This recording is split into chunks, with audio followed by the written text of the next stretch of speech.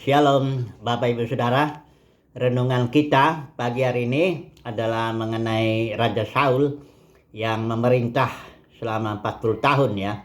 Tetapi dia memerintah hanya 2 tahun yang bagusnya lah ya. Tetapi selebihnya itu sudah hanya jabatannya aja yang dia pegang, tapi dia makin merosot sampai dia mati bersama anak-anaknya.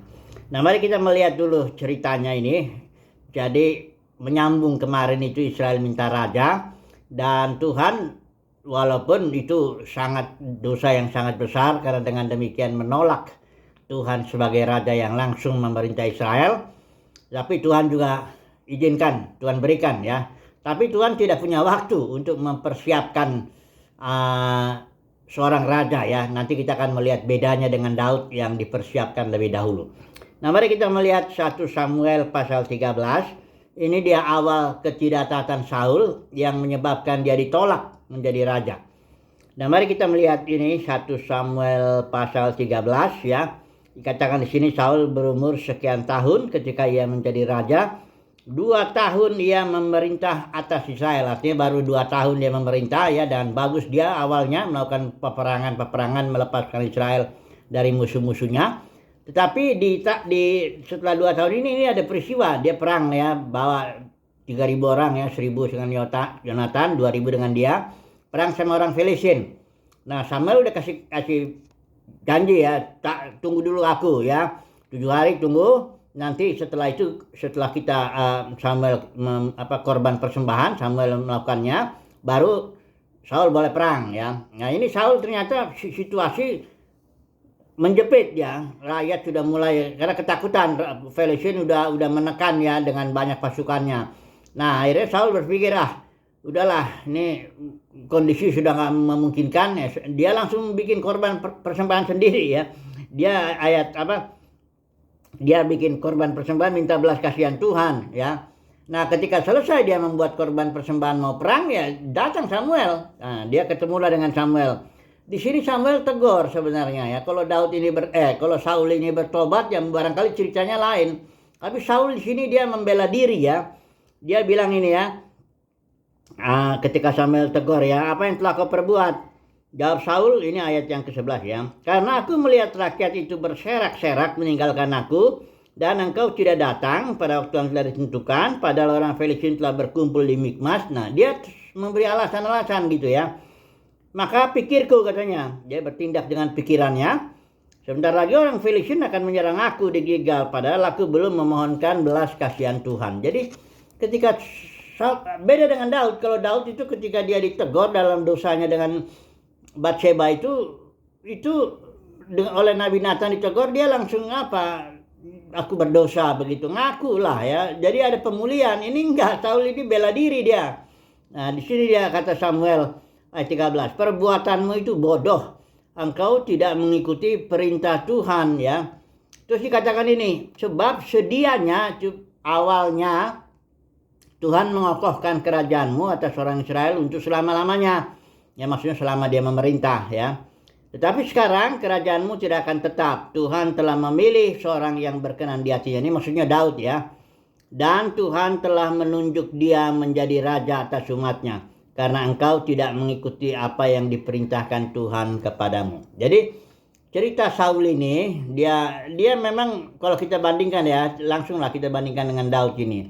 Mengapa Daud ini seorang yang raja yang pada akhirnya dia mati pada waktu telah putih rambutnya, lanjut umurnya, penuh kemuliaan dan penuh kekayaan dan kemuliaan. Memang dia punya kekurangan ya, punya kejatuhan dengan Batsheba itu kan. Tetapi Daud ini bedanya dengan Saul ya.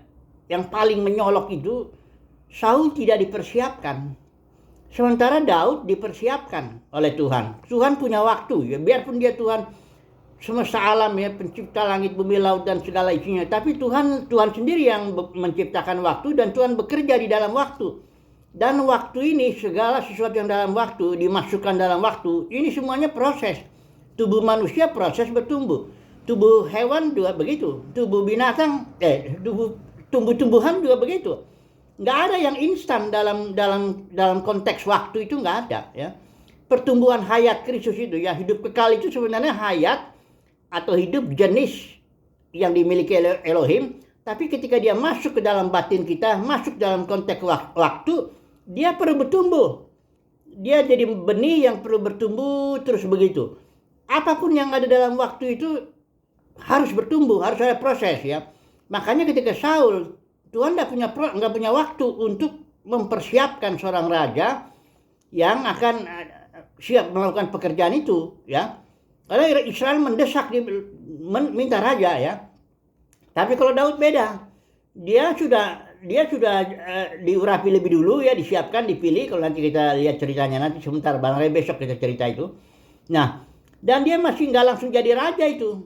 Dia diproses dulu jadi panglimanya Saul, dia dikejar-kejar Saul lagi, dari gua ke gua, dia proses lah ya.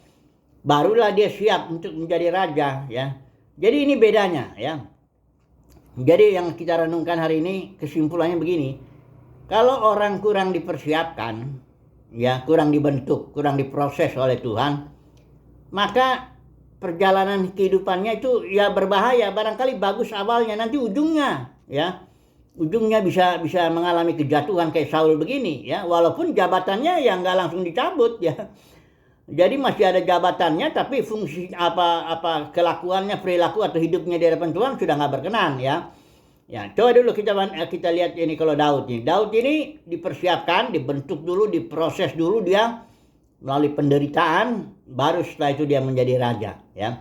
Nah, jadi renungan kita sekarang di sini kita coba kita terapkan dulu dalam kehidupan kita.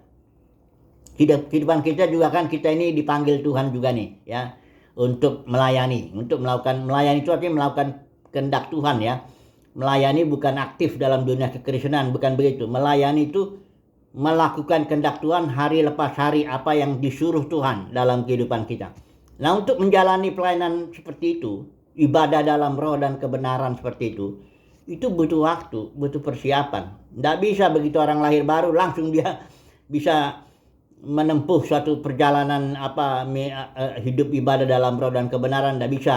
Belajar dia, harus diproses lah, harus dibentuk. Ibrani pasal 12 tuh katakan kita harus disiplin, dihajar, dibentuk, diproses begitu ya. Dan itu memang tidak enak ya, penderitaan itu ya. Katanya hajaran itu enggak mendatangkan damai sejahtera, sukacita pada awalnya. Tapi setelah itu baru dia damai sejahtera. Nah, yang ingin kita renungkan hari ini, bahwa berbahagialah saudara dan saya kalau kita ini dihajar oleh banyak penderitaan, oleh banyak masalah, oleh banyak tantangan ya. Ya, saya nggak bilang ayo kita cari penderitaan, cari masalah, nggak begitu. Tapi kalau itu masalah datang, rancangan Tuhan itu, mari kita nikmati itu prosesnya ya. Penderitaan, karena ini dipersiapkan itu nggak bisa dengan sekolah teologi lah, dengan hanya doa, baca Alkitab, semuanya itu ada tempatnya. Doa, baca Alkitab, fellowship dengan saudara seiman itu ada tempatnya. Tapi kalau tidak didisiplin, dihajar, dibentuk, diproses, kita nggak bisa menjalankan ministry kita, nggak siap ya. Barangkali seperti Saul ya, barangkali awalnya bisa, tapi ujung-ujungnya nanti nggak benar ya. Nah, jadi renungan kita pagi hari ini, mari kita terbukalah untuk semoga mendapat kasih karunia juga ya, kita dibentuk di proses ini ya. Karena ini pun ya Tuhan ya memilih juga ya, mana yang dia ada watchman ini pernah dia ngomong begini, Tuhan tidak punya banyak waktu untuk memproses semua orang saat ini ya. Di saat ini dia juga nggak punya banyak waktu. Bahkan dari antara murid-murid Yesus itu ada lingkaran-lingkaran gitu ya, ada inner circle-nya, ada outer circle atau outermost circle itu. Jadi beda juga dari misalnya dari 3 murid yang paling dekat itu Rasul Yohanes paling dekat lagi ya.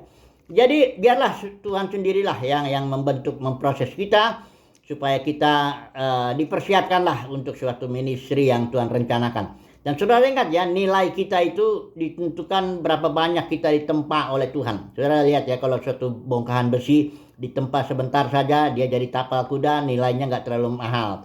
Kalau ditempa makin keras lagi jadi jarum, nilainya lebih mahal. Ditempa lebih keras lagi jadi onderdale arloji, nilainya dia lebih tinggi lagi. Jadi semakin saudara dan saya ditempa, dihajar, dibentuk, diproses, memang penuh penderitaan, tapi nilai kita makin mahal di hadapan Tuhan dan kita siap untuk melayani Dia. Haleluya, amin.